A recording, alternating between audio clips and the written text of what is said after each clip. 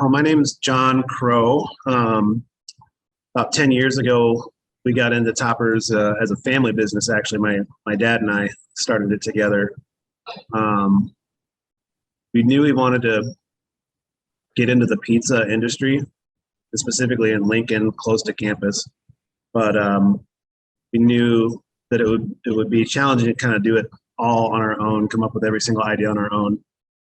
So we started looking for franchise concepts out there, and the Toppers brand really just kind of jumped off the page to us when we were looking around at different opportunities. I think back then Toppers had 35 to 40 locations, so not huge, but they were growing quickly. And so we went out and checked them out, based out of Whitewater, Wisconsin. And we tried all the food, met all the people. They did the good cop, bad cop thing with us. They had somebody actually from Nebraska working on their executive team that basically had his whole office decked out with Husker gear. So that was kind of a instant connection for us. The long story short on that is that they offered us the franchise rights to the Lincoln market. And so we opened up almost exactly 10 years. It would have been 10 years ago in February that we opened the Lincoln location. I managed that location for the first 2.5 years before we started thinking about expanding. Then we opened up at 114th and Dodge in Omaha. And about 9 months later, we opened up the location by the UNO campus in Omaha. Since then, things have been great. Awesome. I think you guys kind of want to know about what we did as far as it relates to marketing along the way. I'm happy to answer any questions.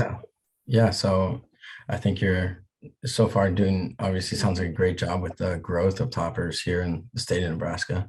And so just on the first question here, just kind of dive into this. In your opinion, what are the most successful forms of marketing that you have used to kind of help grow Toppers in this last about 10 years here?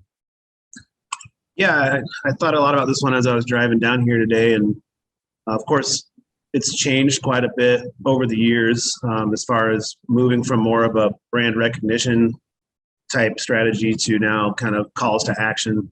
Mm-hmm. And then I know in the academic world that advertising and marketing are their own kind of separate things, but in business, it's kind of blended together and the lines blur. So I'm not sure if you wanted to focus on more kind of what we did in each of those realms, but I guess I'll tell you when we got started in Lincoln for brand awareness, it was kind of like throw everything against the wall and see what sticks, because I had never marketed in Lincoln before.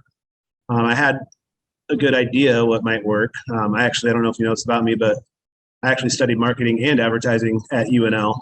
Okay. So I kind of had a passion for that. But what seemed to work in Lincoln initially was a lot of the guerrilla stuff, getting out, getting food into people's mouths. Our core demographic at the time was 18 to 34-year-olds. And so I really wanted to find stuff that allowed me to talk to that demographic.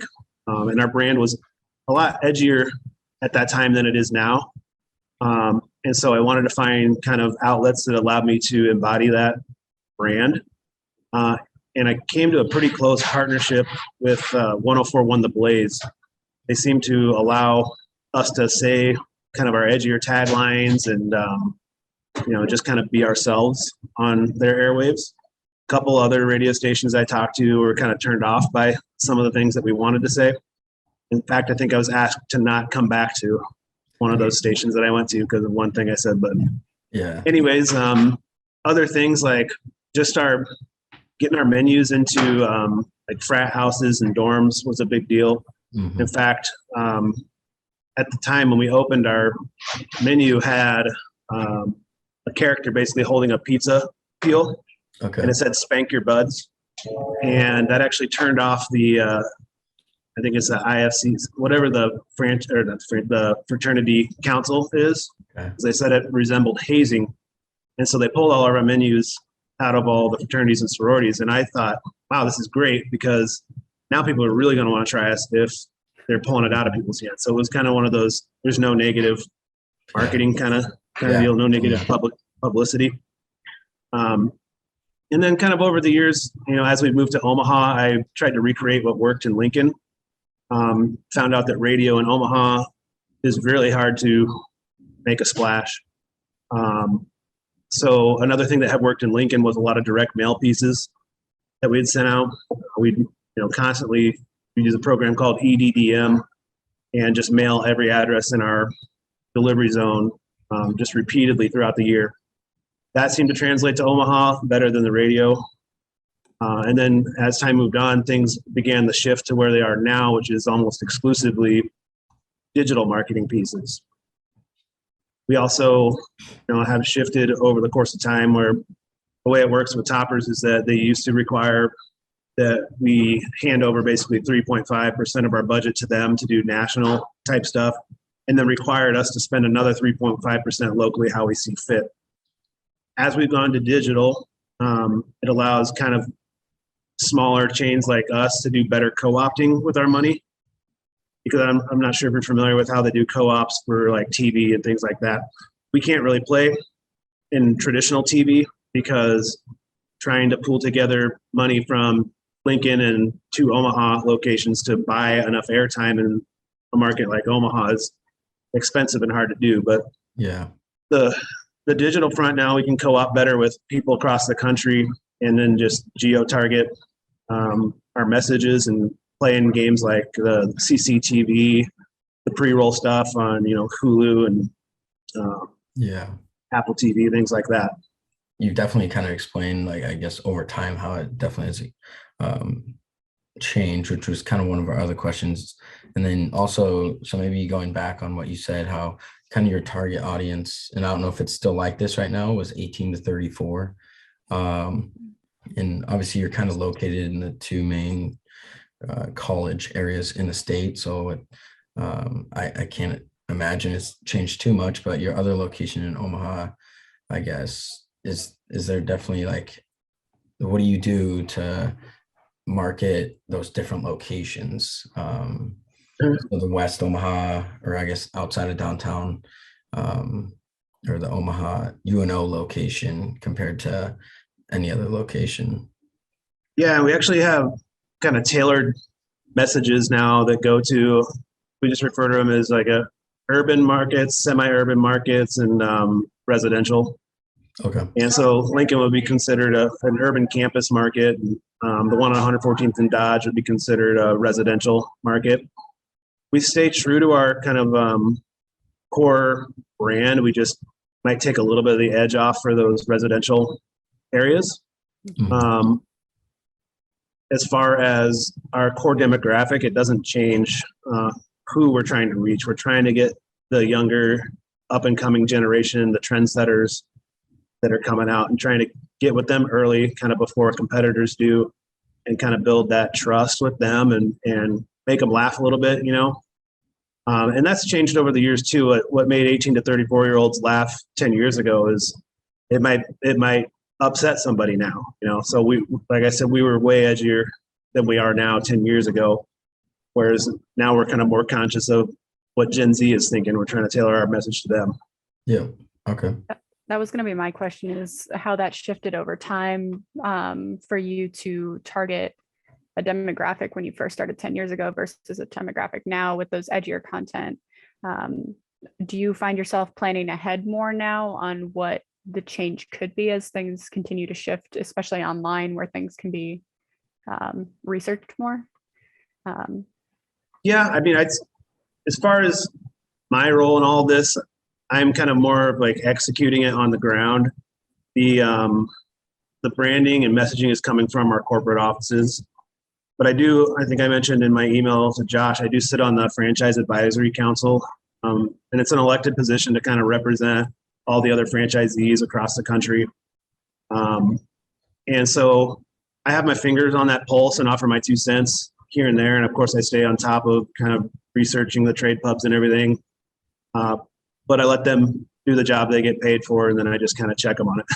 How do you, I guess this one's more about the product, the food that you serve. I know a lot of it might come from corporate, but it might be 2 kind of questions. But one, like, how do you adjust the product or food that you guys serve to market like certain people? Well, I'd say, I mean, there's a lot of different answers to that. Kind of part of what makes Toppers Toppers is that we want to have different and unique stuff. And then that kind of plays again back to the Gen Z thing. It plays into what's trending. We want to have stuff that other competitors don't have.